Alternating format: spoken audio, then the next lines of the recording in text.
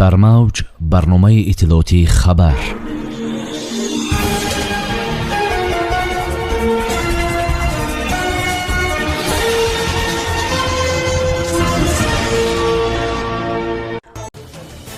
баррасии ҳамкориҳои фарҳангии тоҷикистону эрон дар теҳрон.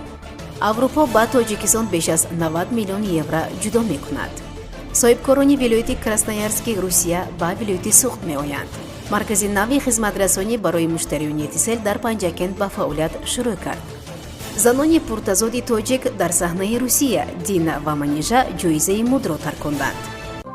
сафири тоҷикистон дар теҳрон бо вазири фарҳанги эрон дидору гуфтугӯ кард. иттилоъ додааст сомонаи вазорати корҳои хориҷии тоҷикистон. тибқи иттилои манба Низомиддин Зоҳидӣ сафири тоҷикистон дар теҳрон бо Муҳаммад Маҳдии Исмоилӣ вазири фарҳанг ва иршоди эрон дар хусуси мавзӯоти мухталифи ҳамкориҳои фарҳангии тоҷикистону эрон баҳсу табодули назар карданд. вазорати корҳои хориҷии тоҷикистон хабар додааст ки дар ин мулоқот масъалаҳои густариши робитаҳои фарҳангӣ байни ду кишвар аз ҷумла ташкили сафарҳо ва барномаҳои ҳунарии муштарак бо иштироки аҳли адабу фарҳанг мавриди баррасӣ қарор гирифтанд. ҳамкориҳои тоҷикистону эрон пас аз интихоби Саид Иброҳим Раисӣ ба унвони раиси ҷумҳурии ҷадиди эрону сафари ӯ ба тоҷикистон ва дидор бо пешвои муаззами миллат президенти ҷумҳурии тоҷикистон муҳтарам Эмомалӣ Раҳмон рӯбарӯ густариш наҳодааст.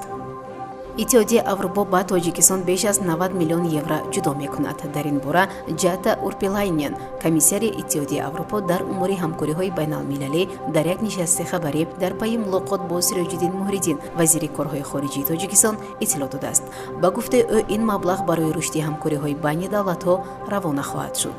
бастаи ҳамкориҳои дуҷонибаи мо бо тоҷикистон барои 4 соли оянда 91 миллиони евроро ташкил медиҳад, гуфт Урпилайнен. ӯ таъкид кард ки иттиҳодияи аврупо пас аз арзёбии баррасиҳои миёнамӯҳлат дар соли 2024 ин маблағро солҳои 2025-2027 пурра хоҳад кард. иттиҳодияи аврупо бо тоҷикистон дар бахшҳои иқтисодии фарогирии рақамӣ ва сабз, рушди инсонӣ, захираҳои табиӣ, идоракунии устувор ҳамкорӣ хоҳад кард. илова бар ин, иттиҳодияи аврупо бидуни эътирофи машрӯъияти Толибон ба мардуми Афғонистон кӯмак хоҳад кард. бинобар иттилои хадамоти матбуотии раиси вилояти суғд, гурӯҳи соҳибкорони вилояти Красноярски Русия бо сафари 4-рӯзаи корӣ ба вилояти суғд меоянд. тибқи иттилои манба дар доираи сафари кории соҳибкорони рус бо фаъолияти корхонаҳои саноатии шаҳрҳои Хуҷанд, Конибодом, Исфара ва ноҳияи Бобоҷон Ғафуров шинос шуда аз минтақаи озоди иқтисодии суғд дидан менамоянд. иттилоъ дода шудааст ки тоҷирони рус бо соҳибкорони вилояти суғд мулоқот анҷом дода доир ба таҳкими робитаҳо ва додугирифти молу маҳсулот гуфтушунид мекунанд. дар арафаи таҷлили рӯзи парчами миллӣ оператори пешсаф ва навовари кишвар ширкати Тисел дар хиёбони рӯдакии шаҳри Панҷакенти вилояти суғд маркази нави хизматрасониро барои муштариён боз кард. дар маросими ифтитоҳи маркази нави хизматрасонӣ роҳбарияти филиали Тисел дар шаҳри Панҷакент ва намояндагон аз вилояти суғд иштирок карданд. маркази нави хизматрасонӣ барои ҳама муштариёни ширкат дар масофаи ба онҳо наздик хизматрасонии босифату комилро ироа менамояд. маркази нави хизматрасонӣ дар назди бозори марказии шаҳр ҷойгир шудааст. ёдовар мешавем ки тӯли 20 сол аст ки ширкати Тисел барои мизоҷон хизмат мерасонад.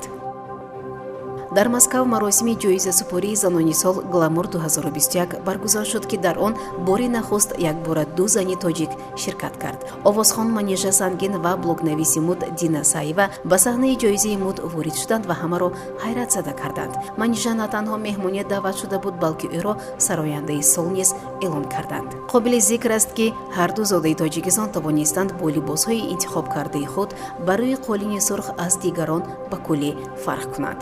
бо вуҷуди он ки пироҳанҳои занони тоҷик ба ҳамдигар дар тазод буд, ба назар менамуданд ки ҳам Манижа ва ҳам Дина тавонистанд ки каме аз сабки шарқиро ба образ ворид кунанд. Манижа бо халъати васеи атласи миллӣ ба саҳна баромада мӯи сарашро дар як кокули дароз ҷамъ карда буд. дар зери ҷома ӯ болопӯши симдор ва шими хокистарангӣ дурахшон дошт. маликаи тикток як либоси пешбози сиёҳро интихоб кардааст. топи кӯтоҳ, мини юбка ва болопӯши бодкунакӣ. вале мухлисон бештар ба ороиши мӯи Дина Саева диққат медоданд. Дина тоҷикона мӯйҳояшро майдабофӣ карда дар пушти сар ҷамъ кардааст. шунавандагони гиромӣ, дар ҳаминҷо барномаи иттилоотии хабар ба поён мерасад. хайр. барномаи иттилоотии хабар аз рӯйдодҳои Тоҷикистон, минтақа ва ҷаҳон огоҳ бош.